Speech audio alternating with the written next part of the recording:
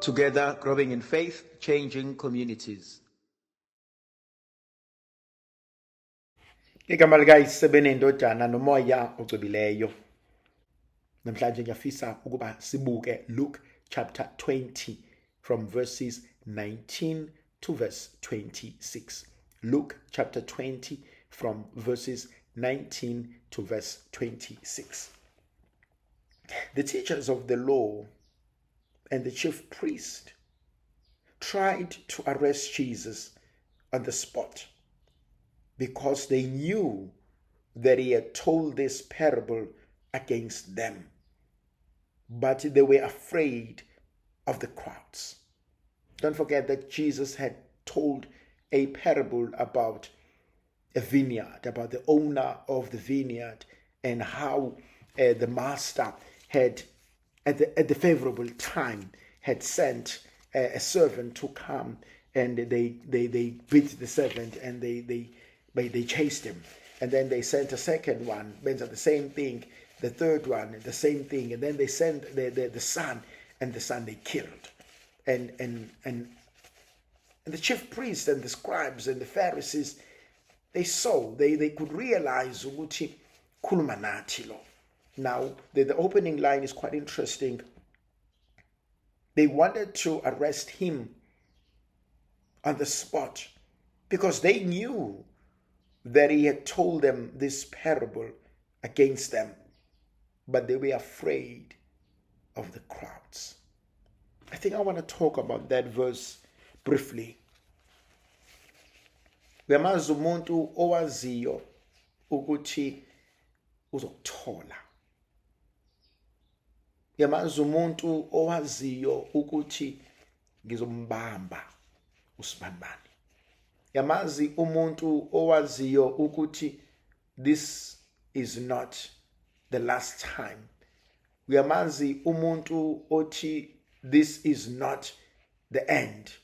Uyamazi umuntu othi I will have my day with you. Uyamazi umuntu ocuphile uthi ngizombamba usibanibani, ngizomthola. This is it here.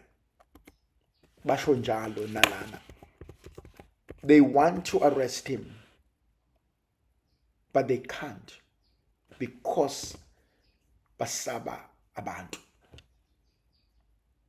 They want to get rid of him, but they can't because akubavumeli. They want to destroy that house, but they can't because abanawo amandla. They want ukuthi imoto yakho ishayise, but they can't because uNkulunkulu ukuvikele. They want abantwana bakho babe impuphu badlala utshwala nezidakamizwa, but they can't because uyababiyela ngomkhuleko every day. Lana, there are two positions, there are two people. Kukhona laba abafuna ukwenza okubi kodwa abakwazi ukwenza ngoba ngoba uvikelwe uNkulunkulu, ngoba isikhathi asivumi, ngoba uNkulunkulu akavumi, o bayesaba abanye abantu. And that's something absolutely amazing. Ukuthi we constantly we are at opposite sides. Constantly kukhona the hunter and the prey. Kukhona the activator and lo ohlezi ezoba itarget. Kodwa bese kuba khona leli gama engizocela ungibhalele lona phansi, kwanqaba umusa. Kwanqaba umusa. Cela ungibhalele phansi lelo gama, kwanqaba umusa. uNkulunkulu akavumanga. Kunezinto uma sihlala phansi sibuka impilo zethu, uyayibuza ukuthi udlule kanjani. Kunabantu abangathi mabehleli nawe bexoxela ngeupbringing yabo, ukuthi mina ekhaya sakhula kanje, thina endaweni sakhula saziwa ukuthi thina esikoleni sasingenalutho, kodwa umisibani kwakuthi mase kuyibreak angibize kube ngathi ngizoklina. Ezinye izingane zithi umisi mina ufuna njalo ngikline, uyangihlukumeza, kanti abazi ukuthi uma sengifikile lana uhlala phansi anginike ama-sandwich athi angidle. Uma umisi esezogoduka uyanginikeza esinye isikhwama athi ucela ngimphathele. Abanye abazi bayitshetshe uyangihlukumeza, kanti unginikeza isapho esoyidla ekhaya. Abantu, they don't really know ukuthi uvelaphi. Kunabantu abakubone usumdala, kunabantu abakubone usuphumelele, kunabantu abakubone impilo yakho isi-right, kunabantu abakufice yonke into isi-perfect. Kodwa makuthiwa uhlala phansi uyabaxoxela, makuthiwa uhlala phansi ubika indaba yokukhula kwenu, ukuthi nina nanikwazi ukulala ningadlile, ukuthi nina nizalwa uma noma ubaba owayengafundile, ukuthi nina nakhuliswa umama owayesebenza emajaldini, ukuthi nina nakhuliswa ukhulu umama ezama kodwa engenamandla. Kahle hleni sibona sinje ukube lisasakwazi sukhulu sasingekho, ngabe ekhaya akekho owaphumelela. Kunabantu abangazi ukuthi kahle kahle uwena wedwa kwenu owaphumelela. Bonke abafowenu nodadewenu abaphumelelanga, bonke abafowenu nodadewenu abakwazanga ukusiqeda isikole, bonke abafowenu nodadewenu bathwele wena, nabantwana babo bathwele wena. Abantu abazi ukuthi umile ngoba kwanqaba umusa. Kwanqaba umusa. Angimile ngokwazi nokuqonda nokuhlakanipha kwami, ngimile ngoba kwanqaba umusa. Ngimile ngoba uNkulunkulu akavumanga ngempilo yami, ngimile ngoba uNkulunkulu wathi ufuna ukubukisa ngami, ngimile ngoba uNkulunkulu wathi ufuna ukuhlenga umndeni wakwethu ngawe, ngimile ngoba uNkulunkulu wathatha isinqumo ukuthi ngeke bahlupheke bonke kuze kube sekupheleni. Kwanqaba umusa. Angithinta mina uverse 19. Uthi uverse 19, they wanted to arrest him on the spot, but they were afraid. They were afraid of the crowds. Ngifuna ukuthi wayiqinisile uDavide methi noma ngidabula phansi kwethunzi lokufa, athi angikwesabi okubi ngoba wena unami.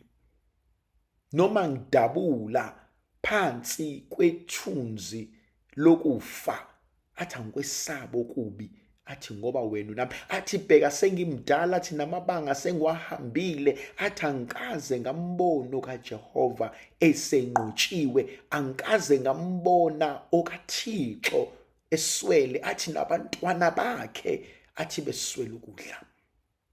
Ngifuna ukuthi kunempilo oyiphilayo namhlanje, kunezibusiso phila phekwazo namhlanje. Abantu abazi ukuthi uke wahlala endlini engakhokheliwe ugesi for 6 months, uke wahlala endlini engenawo amanzi for 6 to 8 months, uke wahlala kungekho ukudla. Kodwa abantu abazi. Kodwa ngifuna ukuthi kuwena namhlanje sithandwa sami, phuma utshele izwe ukuthi kunqabe umusa. Ungangiboni ngimile, ungangiboni ngidriver, ungangiboni ngisutha, ungangiboni ngihleka, ungangiboni ngihamba nginje. Kwanqaba umusa. Akwenzanga ukuhlakanipha kwami, akwenzanga ubungcono bami nobungcwele bami bahluleka, kodwa kwanqaba umusa. When justice demanded my life, mercy said no. When justice demanded that I be thrown out, Mercy said no. When justice demanded that I be punished, mercy said no. When justice demanded that I be forgotten, mercy said no. Kwanqaba umusa. Mercy said no. Uthi umfundisi uGumbi, the late Dr. Gumbi osashona, uthi ngelinye ilanga ukhuluma nonkosikazi wakhe. Uthi inkosikazi wami kunento engicela ukukuxoxela yona. Nginenkinga lana kunamantombazane amabili alokhu engilandela njalo. Noma ngathiwa ngiyaphi lamantombazane ahamba nami, noma ngathiwa ngihleli phansi lamantombazane ahamba nami, noma ngathiwa ngifuna ukuyodla lamantombazane ahamba nami, noma kuthiwa ngiyoshumayela lamantombazane ahamba nami. Mbona ukuthi unkosikazi akayithandi lento yalamantombazane. Ambuza ukuthi lamantombazane aqaleni nokuhamba nami. Athi ever since nganothisa izinto zami ukuthi seyihamba kahle, lamantombazane ngangibona ukuthi alokhu ehamba nami.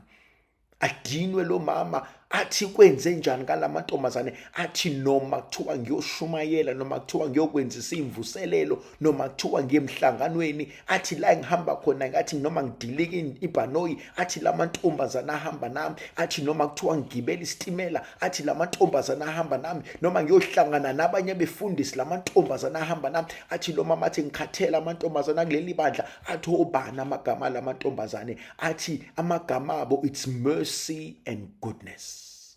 Athi obhala kahle, athi mercy and goodness shall follow me all the days of my life. Kwanqaba umusa. Mercy and goodness shall always follow you. Umusa kaNkulunkulu nothando lwakhe odlula konke luhlezi lunathi.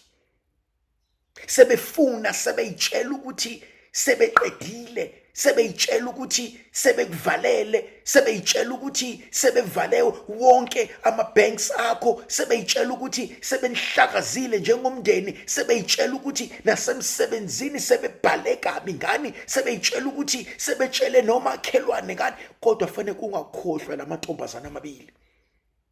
Mercy and goodness shall follow me all the days of my life. Kwanqaba umusa. Athi ucula kahle, athi ningibona nginjena kwanqaba umusa. Ningibona ngiphila kwanqaba umusa. Mercy said no. Siqhubekeni ithandwa zami. In verse 20, so they looked for an opportunity. They looked for an opportunity. Ngiyafuna ukuhlala kuleli gama.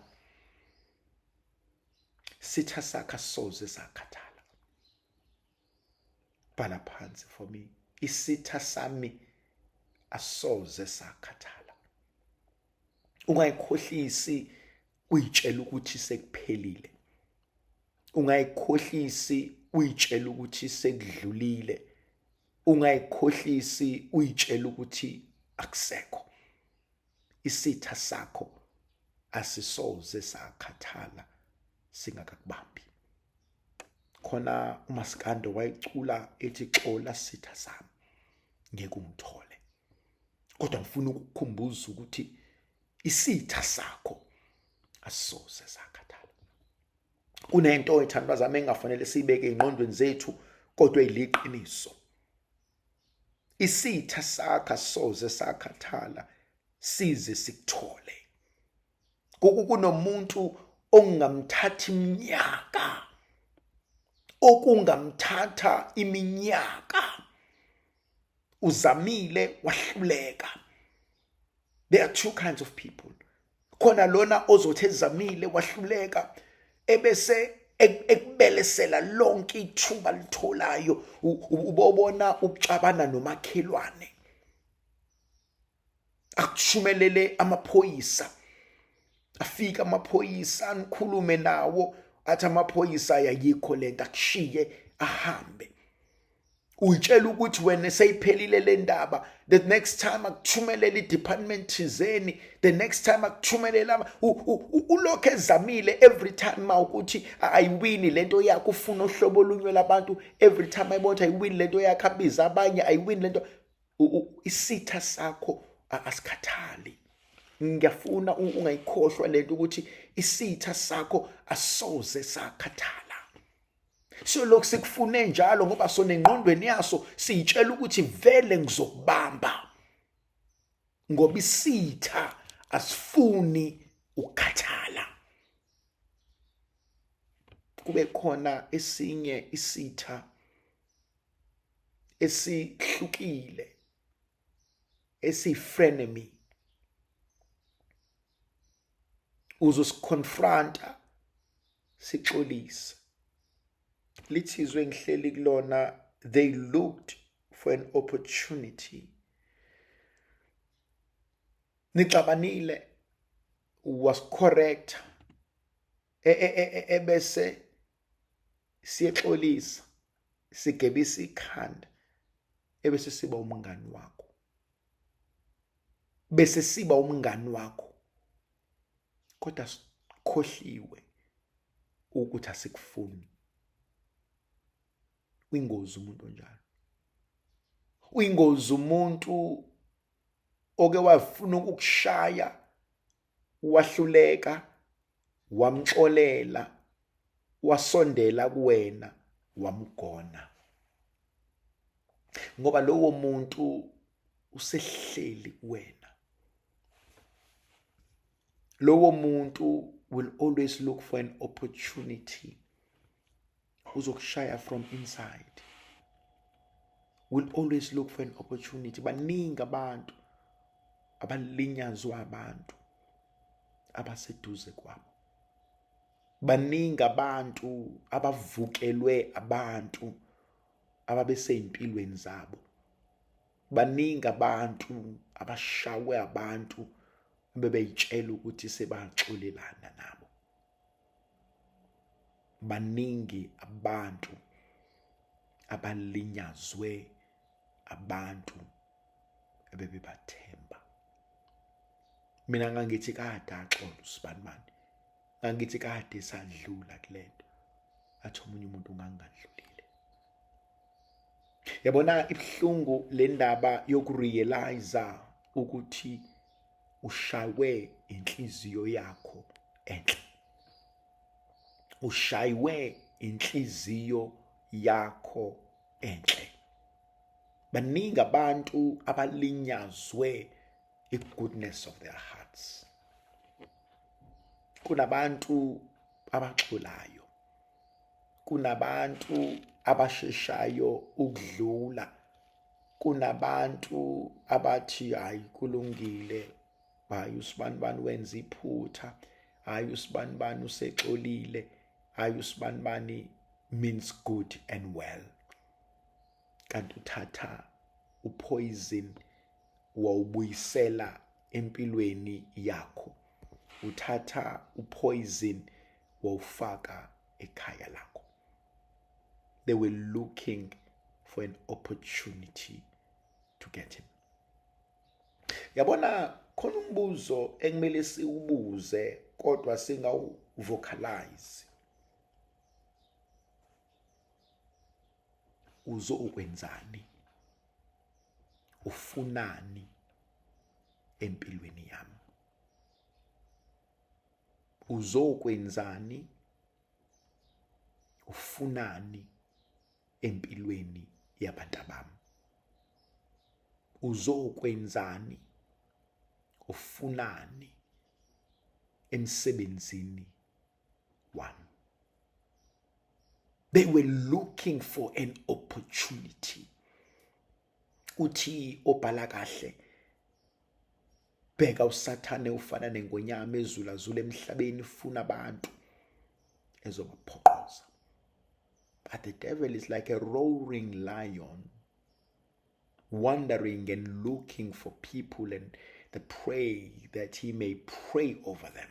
that he may get them and that he may destroy them. Kunabantu onhloso yabo is to destroy you.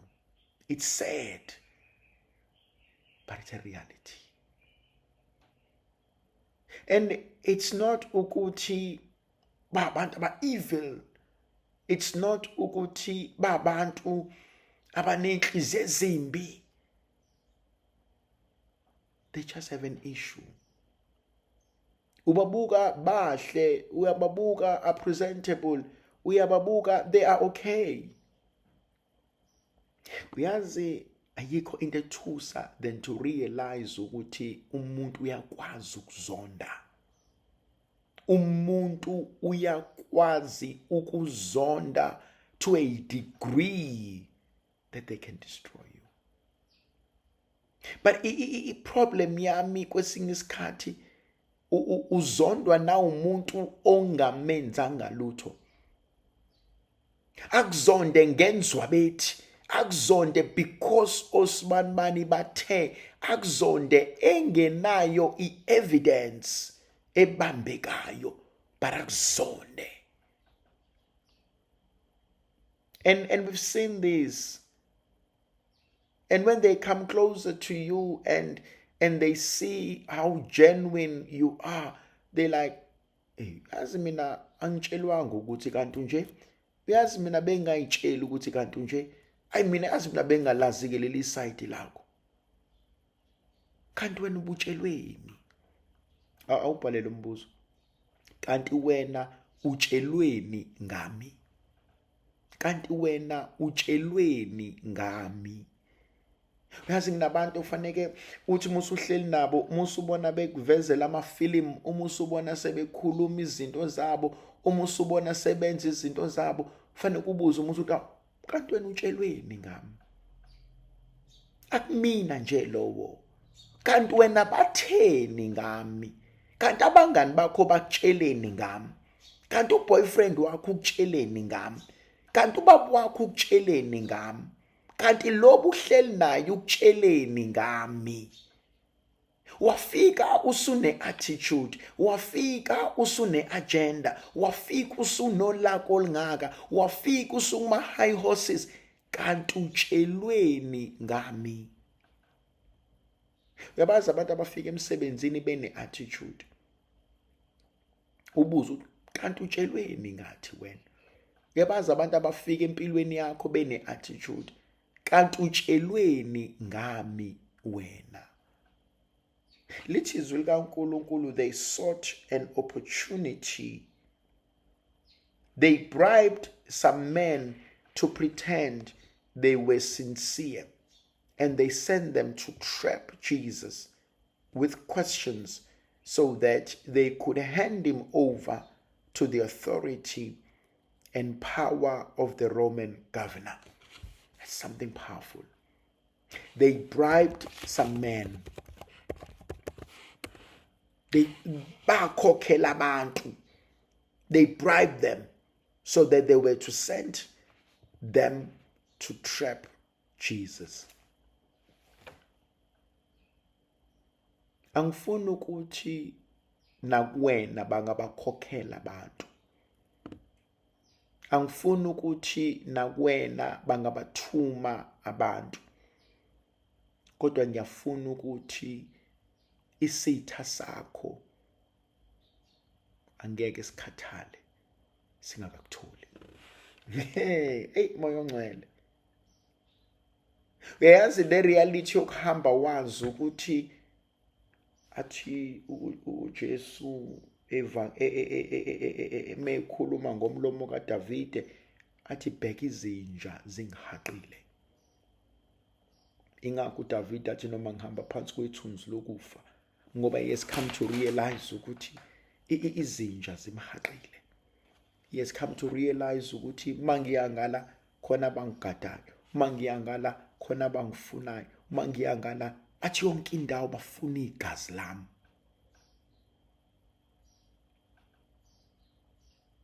Kunabantu who are prepared ukuqamba amanga to destroy you. Kunabantu who will go at length to destroy you. Kunabantu who are prepared to bribe others to destroy you. Kunabantu abangenza noma yini ukuze bekubone uducileke phansi. Bazotholani? Abanendaba nalutho. Abanendaba nalutho. Enhlizweni zabo bathi anginendaba. But uzotholani? Athi angifuneli lutho velele, kodwa ngifuni ukumbona loyana ephumelela. Uzotholani? Anginendaba nalutho, engizokuthola ukumbona naye ehlupheka njengathi. Uzotholani? Anginendaba kodwa ngimfuni ehleli lapha. Uyazi kunabantu who've destroyed marriages, not because mase behlukene ngizomshada loyana, no. Kunabantu who've destroyed people emsebenzini yabo, not because mase exoshiwe loyana nami ngizowuthola umsebenzi. Kunabantu who will destroy you, not because they will ever be able to replace you. They can never, noma sebekhala inyembezi eziligazi, they can never replace you because they can never be you. But kunabantu who will go at length to destroy you. Kodwa bazi kahle kamhlophe ngeke bazuze lutho. Bajatshulisa ukuthi ubisi selichithekile. Bajatshulisa ukuthi ukudla sekugcwele inhlabathi. Bajatshulisa ukuthi akekho omunye ozokudla ngoba nabo abakudlanga. Siyingozi isidalwa somuntu. Siyingozi isidalwa esiwumuntu esisetshenziswayo. Yabona thanda zami nginabantu who are willing to sell themselves to destroy you. Kunabantu who are willing to destroy their families if that means destroying you. Kunabantu who are willing to get rid of anything important so long as impilo yakho is destroyed. Lithi izwi likaNkulunkulu bafuna abantu abazobakhokhela imali. Abazobakhokhela imali ukuze bayoqamba amanga. Yabona ngifisa sike sikhulekele lamalathi ekubizwa khona amagama ethu. Ngiyafisa sike sikhuleke sibiza ulaka likaNkulunkulu kulama WhatsApp conversation enziwayo ngamagama ethu. Ngiyafisa sike sibiza ulaka likaNkulunkulu kulama boardrooms abahlangana kuwona ngamagama ethu. Ngiyafisa sike sibiza ulaka lwezulu kulama meeting rooms abahlangana kuwona ngamagama ethu. Ngiyafisa sike sibiza umlilo wezulu kulabantu abahlala behleka beplana bengalali befuni evidence yokuthi bangasilimaza kanjani. Ngiyafisa sike sibiza ulaka lasezulwini luphakame lubaqothe libaqede labantu abahlezi befuna amacebo, behlezi bakhamanga befuna amasu ukuthi wena usutholeni, wena usuboneni, wena unani, singakusebenzisa kanjani ukulimaza impilo zabo. Ngiyafuna sike sicela uNkulunkulu azibonakalise. Behleli bonke. Khulunywa ukuthi kwafane kwadilika indlu yadilikela kubona bonke. Behleli bonke kukhulunywa ukuthi bathi bese begoduka belaba bedla khona ilunch beqeda ukukhuluma abantu bephuma bengena emotweni thu imoto ayifika ngekhaya baginqika bonke. Ngiyafisa ngelinye ilanga uNkulunkulu akasilwele nalabantu onhloso zabo ukuhlukumeza nokudestroya nokudistracta ukuthula kwemphefumulo yabalungileyo. Ukuthi wena Nkosi uyothula kuze kube nini? Kanti Nkosi uyothula kuze kube nini. Khona lo mkhuleko uthi ungavumi nami Nkosi. Nqaba nami Nkosi. Ungavumi badlale ngami Nkosi. Nqaba nami Nkosi. Kuthi ngelinye ilanga ukhona oyokukhulumela. Ngelinye ilanga ukhona oyoxoxa. Ngelinye ilanga ukhona oyosho ukuthi sekwanele. Khona umuntu ongumkhulumeli. Ukhona umuntu ongumkhulumeli. Uthi khuleka. Asekufike isigaba la kumele ngikhulumele khona. Sekufike isigaba la kumele ngilungise khona. Sekufike isigaba la kumele ngingenelele khona. Sekufike isigaba la kumele nginqabe khona. Sekufike isigaba la kumele ngibakhuze khona. Sekufike isigaba la ngikhathala khona. Ngelinye ilanga ukhona ongumkhulumeli ozosukuma. Ngelinye ilanga ukhona ongumkhulumeli ozosenzela konke. Ngelinye ilanga ukhona ongumkhulumeli ohlanganisa konke. Ngelinye ilanga ukhona ongumkhulumeli. And kumina leyo nkonzo iyohlezi khona. Kumina leyo nkonzo iyohlezi ihleli. Kumina leyo nkonzo iyohlezi iyiqiniso. Ukhona ongumkhulumeli osenzela konke. Bathi sebebathengile labantu ukuba bahambe bayokwenza abakufunayo ekubambeni uJesu. Verse 21, these spies said to Jesus, Master, we know that you say and teach what is right. We know that you pay no attention to a man's status, but you teach the truth about God. Tell us, is it against our law for us to pay taxes to the Roman emperor or not? 23. But Jesus saw through their trick. Ngilithanda lelo gama. Eyithandwa zami. Uyingozi umuntu ongaholwa umoya kaNkulunkulu. Uyingozi umuntu who is not insightful. Uyingozi umuntu ongakwazi ukulalela imimoya. Ngiyamsabela umuntu ongakwazi ukuhlukanisa imisindo. Khona leli gama engifisa ungibhalele phansi. Read the room. You must have the ability to read the room. Read the room. It's a powerful word and it's so deep. Read the room. Kwenzakalani la? Khona bala. Yini le? Read the room. Umuntu who has the ability to read the room knows what to say, how to say it, when to keep quiet. Because you come in and you just read the room and you realize ukuthi la kunje. Khona nomunye umuntu umuhleli naye. You read the room and you realize I'm wasting isikhathi sami la. Le level engifuna ukukhuluma ngayo la ayenzeki lento ifana nomuntu ozofika umbhalele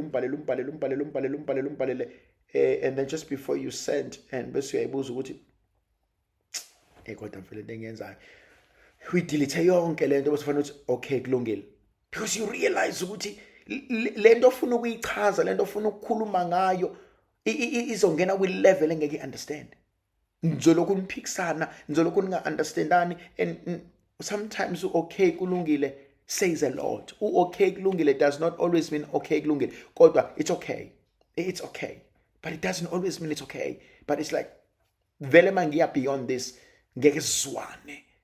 Read the room. Read the room. Read the room. Lithi izwi likaNkulunkulu verse 23. But Jesus saw through their trick. He could see through them. He could just say, no, but there's something la. He read the room. Konde khona la. Konde ngahlangani la. Yini le. He read the room. And sometimes we need that wisdom. We need the grace to read the room. And like, okay, I understand. And it's fine. It's okay. It's fine. And walk away. Read the room. Ungangeni la obona khona ukuthi awudingakali. Ungahlali la obona khona awudingakali. Ungazi ube bitter, angimenywanga, ungayi, vele awudingakali. Awudingakali uyelani pho. Read the room and leave the room. Walk away. I don't need to be here. This is not mine. This is not my platform. This is not my jab. This is not my thing. Akona kwami lokho. Yabona faneke mukhulile umuntu ukwazi ukudla okudliwa wena, ukwazi nokudla ongadliwa wena. Ungathi ngoba nakhulambile udle noma yini esiphambi kwakho. No. Kwazi ukudla okudliwa wena. Kwazi futhi nokudla ongadli. Noma kuthiwa ulambe kangakanani, kodwa realize ukuthi lokudla ngikudli mina. Realize ukuthi I must leave the room. It's time to leave the room. I always say this, you must know when to leave the stage. Ungalinda abantu baze bakuxoshe ngehlombe. Ungalinda abantu baze bakuxoshe ngezandla. Leave the room. Leave the stage. Leave the conversation. Shia, hamba. Protect yourself. Jesus does that. But he saw through them. And he said, show me the silver coin. Show me the silver coin. Whose face and name are these on it? Uthi uNkulunkulu mekhuluma ngomphostoli Paulos. Uthi bheka ngiyokunikeza the wisdom. Ngiyokunikeza the wisdom that will outwit your enemies. Ngiyokunikeza ukuhlakanipha okuyohlula izitha zakho.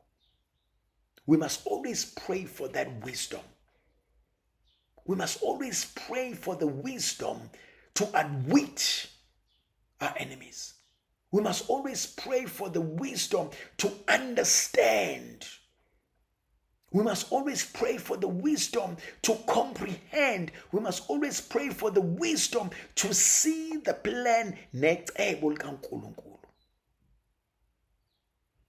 Uthi uJesu, give me the coin. Kulungile kusongibuzile umbuzo. Give me the coin. Whose name is this? Whose image is this?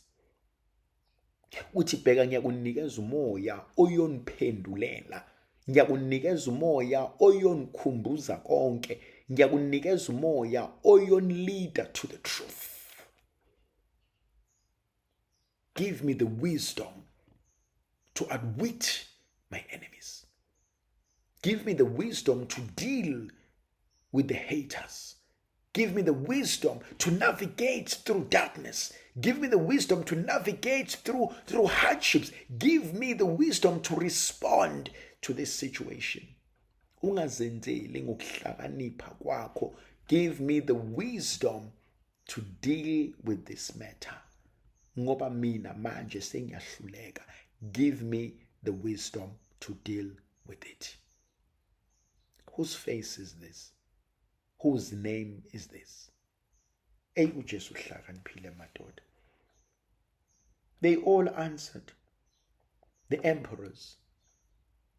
So Jesus said to them, well, give to Caesar what belongs to Caesar, and give to God what belongs to God. If the coin has his image, then it belongs to him. My God. They were never prepared. My God, write this down. Write this word down. They were never prepared. They were never prepared. Why are you still surviving? Why are you still standing? Because your enemies were never prepared. Ukuthi uNkulunkulu sekunika amandla amasha. Why are you still here? Because your enemies were never prepared ukuthi uNkulunkulu uzokunqobela. Why abantwana bakho are still okay? Because your enemies were never prepared ukuthi uNkulunkulu uzokulwela. Why emsebenzini ungaxoshekanga? Because your enemies were never prepared ukuthi uNkulunkulu uzoqhamuka ngendlela ehlukile. Why are you still fine? Because your enemies were never prepared ukuthi uzosinda kuleya ngozi. They were never prepared. Bacabanga bagcina la. Baplana bagcina la. Ababonanga ukuthi uNkulunkulu uzokwenza differently. Ababonanga ukuthi uNkulunkulu naye uyahlela. Ababonanga ukuthi uNkulunkulu uzokuphendulela. Ababonanga ukuthi uNkulunkulu uzokulwela. Ababonanga ukuthi uNkulunkulu uzokwenza ngendlela yakhe. They were never prepared. They were never prepared.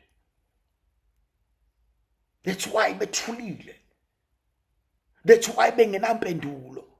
That's why bestand. They were never prepared. Bebengayitsheli kuzofika la. They were never prepared. Khona izinto athi uNkulunkulu kulungile. Kulungile. Kulungile. And they stand. Uthi uJesu, then give to Caesar what belongs to Caesar. You've given me the answer. You've given me the coin. And you say, this is his image. This is his name. Then give it to him. I will give to God what belongs to God. And there are so kwenzenjani? Babuyele emuva nemsili phakathi kwemlenze. But he said we must give to Caesar what belongs to Caesar. But we must give to God what belongs to God. And they couldn't trap him. Awusoze wambamba umuntu kaNkulunkulu. Awusoze, write that down for me. Awusoze wamubamba umuntu kaNkulunkulu. You'll never trap umuntu kaNkulunkulu. Awusoze wambamba umuntu kaNkulunkulu. Ngeke. Kwanqaba umusa. Kwanqaba umusa.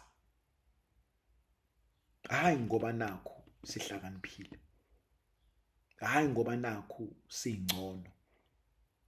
Hayi ngoba nakho singcwele. Kwanqaba umusa. Verse 26. There before the people, they could not catch him. They couldn't catch him out in anything. So they kept quiet, amazed at his answer. They couldn't catch him. Ngeke bakuthole. Ngeke bakuthole. That is the assurance I want to give you this morning. Ngeke bakuthole. Awuyena umuntu wena ungokaNkulunkulu. Angeke bakuthole. Awuyena owomuntu wena ungokaNkulunkulu. Angeke bakuthole. Awuyena owomuntu ungokaNkulunkulu. Ngiyafuna futhi uhlale with that assurance. musukusaba, musukutatazela. Angeke bakuthole. Awuyena owomuntu, ungokaNkulunkulu. Ngeke avume ngawe uNkulunkulu. Ngeke akudayise uNkulunkulu. Ngeke avume ngawe uNkulunkulu. Awuyena owomuntu, ungokaNkulunkulu. Uma uNkulunkulu ewumavula kuvaliwe, uzovula la kumele uvulelwe khona. Uzovala la kumele akuvalele khona. Uzokulwela la kumele ulwelwe khona. Angeke bakuthole. Awusiyena owomuntu, ungokaNkulunkulu. Hlala nalokho, hlala nalolo lwazi. Angisiye owomuntu, ngingokaNkulunkulu.